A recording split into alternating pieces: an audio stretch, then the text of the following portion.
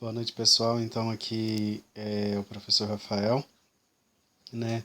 Unidade Uniplan Catanduva. E nós estamos aqui com essa aula online para justamente vocês, então, ter a continuidade dos estudos de vocês. Uma vez que vocês, principalmente, porque agora na situação que foi decretado tanto pela Prefeitura quanto pelo governo do Estado de São Paulo, para que a gente não se aglomerasse. Então, a gente atendendo essa necessidade do Estado, esse decreto municipal e estadual, a gente está aqui então para realizar esses trabalhos online. Nós vamos dar início então à secretaria a parte da educação, a parte da educação moderna, justamente porque na educação, na história da educação moderna, nós vamos ter algumas características próprias, como vocês viram, nós vamos, em se tratando da filosofia da Idade Média, ou da educação na Idade Média, era voltado aí para um contexto mais religioso. Só relembrando, então, para Santo Agostinho, por exemplo, a educação era pautada para a salvação do aluno, né? A salvação da alma do aluno. E dentro já da filosofia escolástica, a escola tem um papel fundamental em traduzir as verdades filosóficas a partir da fé. Tá? Então, um movimento de transição desse período é chamado de movimento renascentista. Tá? O que viria a ser esse movimento renascentista? Esse movimento renascentista, ele é um movimento que tenta, então, fazer uma passagem de uma realidade para outra. É um movimento intelectual, tá? É um movimento intelectual. Não estou conseguindo aqui usar a caneta. Vamos lá. É um movimento intelectual que priva, então, com a valorização da razão, tá? É um movimento que vai supervalorizar a razão, ou até mesmo o cientificismo, o humanismo, racionalismo. Então, tudo que denota da vontade humana ou do conhecimento humano, esses movimentos vão aflorar a partir do século, então, 17 e do século 18. Um dos grandes pensadores desse período é chamado René Descartes, né? Francis Bacon, Isaac Newton, Voltaire, e um fundamental que a gente vai estudar muito aqui, vai ser esse pensador chamado Rousseau, tá?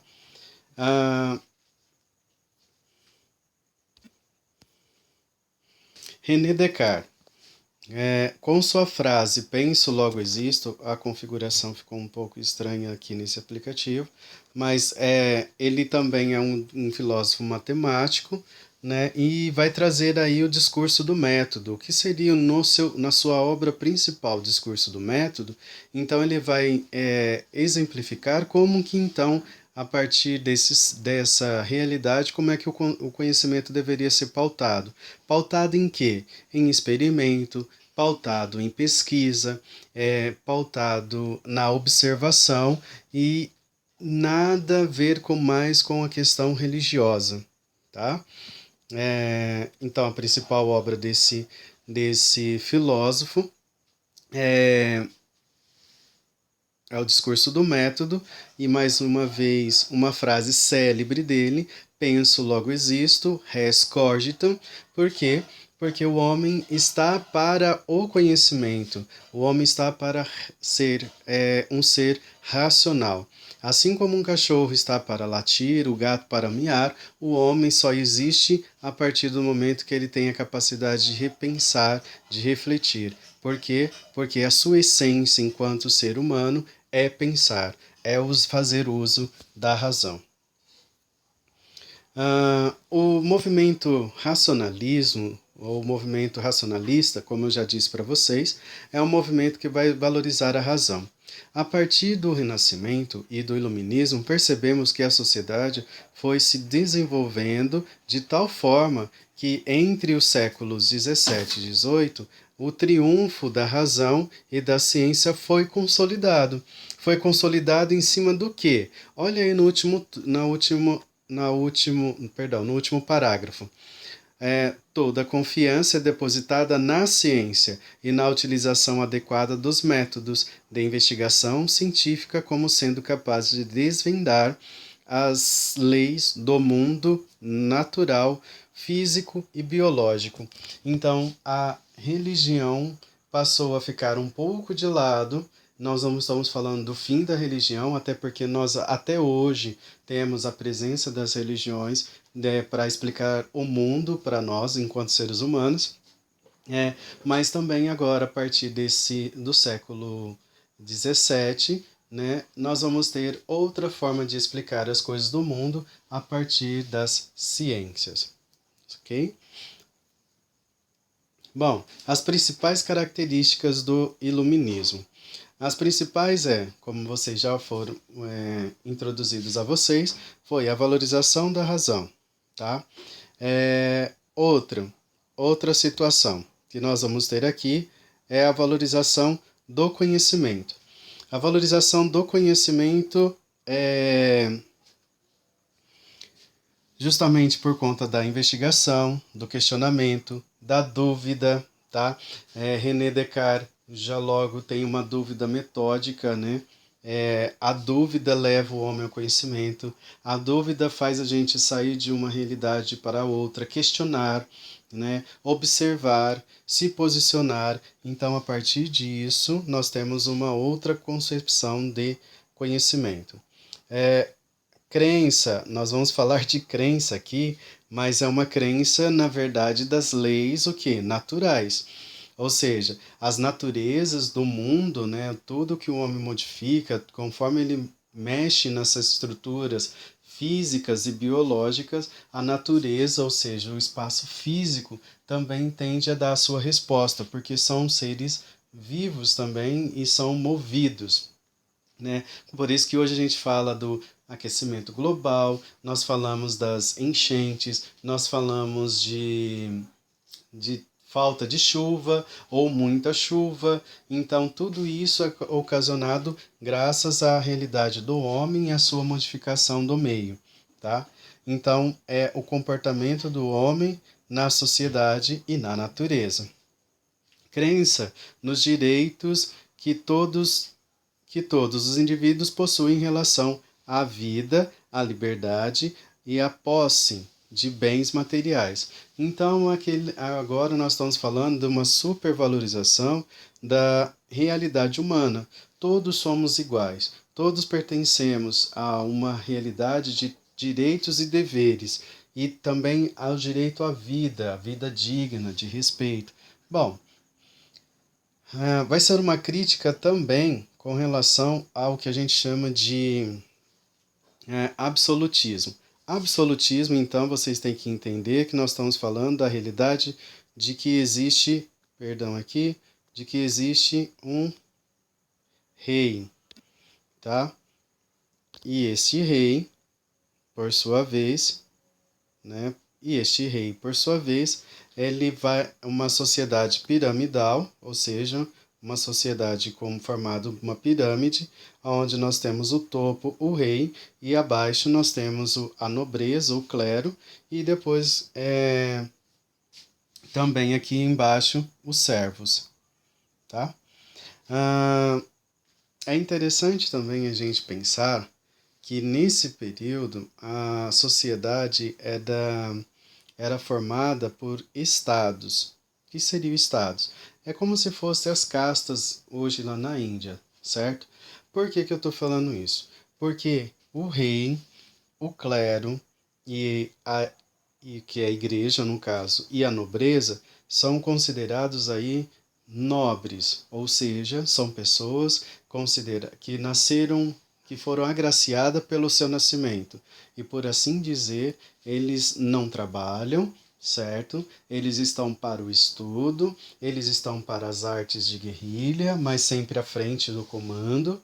É, eles estão voltados para o conhecimento, enquanto a base burguesa, que é uma classe que também já existe nesse período, a classe burguesa e a classe de servos serviriam apenas para o trabalho. Lembrando que os capitalistas, perdão, eles formam a classe da burguesia e, por assim dizer, eles têm dinheiro.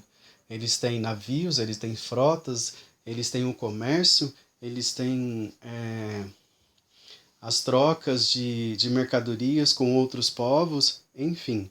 É uma classe que tem por sua característica própria o uso de capitais, ou seja, de dinheiro. E é o grupo, então, que está aí lutando contra toda essa questão do privilégio. Como eu estava falando para vocês, o rei, a nobreza e o clero, eles têm o privilégio por ter nascido dentro desse estado de nobreza.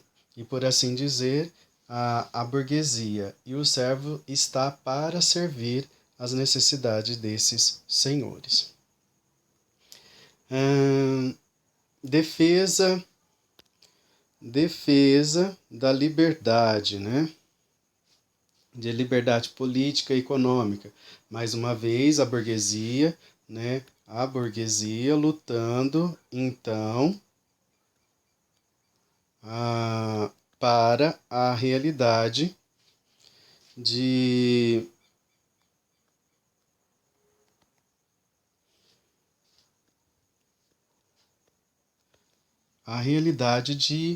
de conseguir o direito, de conseguir independência, tanto política quanto econômica, e ao mesmo tempo a igualdade de direito a todos. Tá? A crítica à Igreja Católica, nós temos aqui como por final, lembrando que é uma crítica à Igreja Católica em si, né, e não a Deus, ou não a existência de Deus. A crítica é com relação ao como que a Igreja faz o seu trabalho, como que ela conduz, e por assim dizer, ela também tem um poder político e econômico nesse período. Lembrando que todas essas brigas, todos esses desejos são de cunho de quem? De interesse de quem? Da burguesia. É a burguesia que está tentando lutar para acabar com essa pirâmide e ele passar, então, da base da pirâmide para o topo desta pirâmide. É isso que a burguesia está almejando, tá? Não sejamos inocentes. Portanto, nesse período, como nós estamos falando, vai surgir a Igreja Luterana, com Martim Lutero, vai surgir a Igreja Anglicana, com o Henrique VIII, rei da Inglaterra, e vai surgir também a Igreja Calvinista, que é a igreja promovida pelo suíço João Calvino. Né? João Calvino, por exemplo, era um burguês e ele lutava então para que o lucro que era visto pela igreja católica como pecado passasse a ser visto como graça, bênção ou predestinação, vontade divina. Também não podemos esquecer que Henrique VIII, ele é o rei da Inglaterra, então, ao mesmo tempo, ele quer essa independência com relação à Igreja Católica porque ele quer se divorciar. Sua esposa só dá filhas mulheres e ele quer se divorciar justamente porque ele quer um filho homem para dar seguimento a toda a estrutura que a monarquia, nesse período, se fortalece, que é no sentido de ter, então, um filho homem. E claro que a Igreja Católica, com o Papa Clemente, se não me engano, vai falar que não. E aí surge essa revolta na Inglaterra a partir da vontade desse senhor. Também com relação a Martim Lutero, com a Igreja Luterana, nós vamos ver então que era um ex-frade, né, um ex-frade agostiniano, e que, por sua vez, conhecendo a igreja por dentro, algumas coisas ele não concorda, e aí ele vai fazer o quê? Ele vai lutar contra toda essa realidade na Alemanha e vai fazer então as 95 teses contra a Igreja Católica. Chegou a ser excomungado pela Igreja Católica, queimou a bula papal em frente à igreja e escreveu as 95 teses contra a Igreja Católica. Todos esses três movimentos religiosos mostram para a gente, então, para vocês verem que a base está na ideia da valorização da pessoa, está na valorização do uso do capital e também está na valorização da livre interpretação da Bíblia, como é o caso de Martinho Lutero. Justamente para valorizar o quê? Valorizar o ser humano, a ideia do antropocentrismo e não mais a realidade teocentrismo. Próximo. Bom, dentro do âmbito religioso, houve todas essas transformações na sociedade. E no campo científico? Também dentro do campo científico, o movimento iluminista ele foi muito importante, justamente porque é nesse período que nós vamos ter descrição da órbita da Terra, que é aquela realidade macro, né? E aí também nós vamos ver ali, por exemplo, a questão da identificação dos vasos capilares. Nós vamos ver também a questão da, da eletricidade, nós vamos ver a invenção da primeira máquina de calcular, e aí nós vamos ver a combinação, o conhecimento do comportamento dos espermatozoides. Então, eu até falei para outra turma o seguinte, é a ideia do quê? A ideia de que a ciência nos ajuda a compreender o mundo macro, como é o caso da descrição da órbita da Lua, como também da questão micro, que é a questão do comportamento dos espermatozoides, por exemplo, para explicar para a gente como que se dá a concepção humana.